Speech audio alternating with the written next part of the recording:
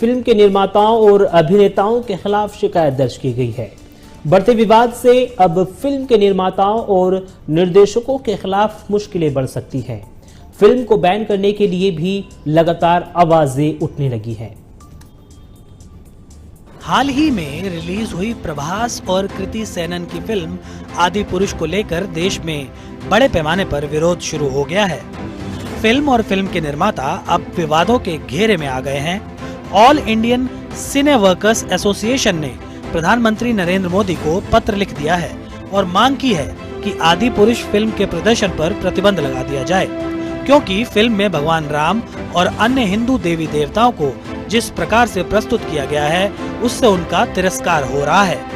वहीं फिल्म निर्माता और अभिनेताओं के खिलाफ अखिल भारतीय हिंदू महासभा ने भी विरोध जताते हुए लखनऊ के हजरतगंज पुलिस थाना क्षेत्र में शिकायत दर्ज करा दी है। फिल्म में जिस प्रकार से रामायण के सभी पात्रों को दिखाया गया है वह लोगों को सही नहीं लग रहा और लोगों में भी आदि पुरुष फिल्म को लेकर नाराजगी दिख रही है। नहीं, मुझे लगता है खिलवाड़ है। अगर आज़ादी होती तो वो रामायण का टॉपिक नहीं लेते। उन्होंने रामायण का टॉपिक लिया और राम हनुमान सब कुछ दिखाया उन्होंने। तो अगर आज़ादी होती तो वो रामायण नहीं बनाते, कुछ और बनाते। इन्होंने रामायण का खिलवाड़ किया है।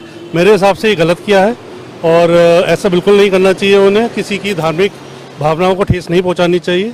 और जैसा DD1 पे जो रामायण आई थी उस हिसाब से जो पात्रों ने काम किया था उस हिसाब से ही उन्हें कुछ उस हिसाब से थोड़ा बहुत ऑल्टरनेशन चलता है, बट इस तरह से नहीं। ये बहुत ज़्यादा खिलवाड़ किया गया है हिंदुओं के विचारधारा के साथ, आस्था के साथ। बिल्कुल जी, बिल्कुल छेड़छाड़ की गई है। बहुत गंदी लैंग्वेज का यूज़ किया गया है।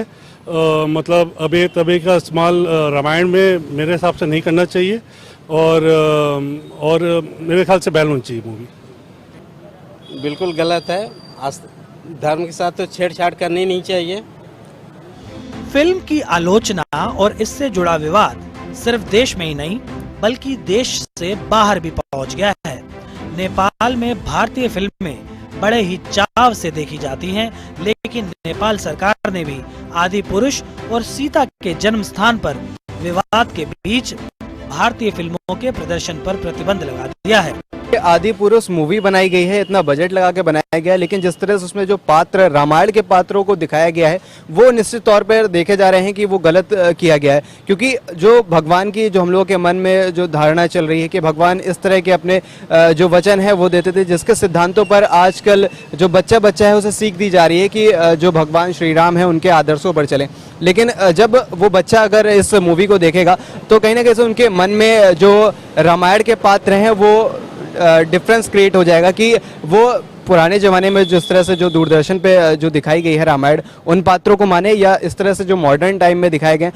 कलयुग की बात करें तो कलयुग के हिसाब से कलयुग के पर्सपेक्टिव से ये मूवी सही हो सकती है, but as a human being अगर देखी जाए तो ये कहीं ना कहीं से धार्मिक जो भावना है उसको भी आहत कर रही है। निश्चित ही धार्मिक आस्था की अगर आप बात कर रहे हैं तो वो निश्चित ही आहत हुई है, निश्चित ही धार्मिक आस्था को लोगों के ठेस पहुंची है।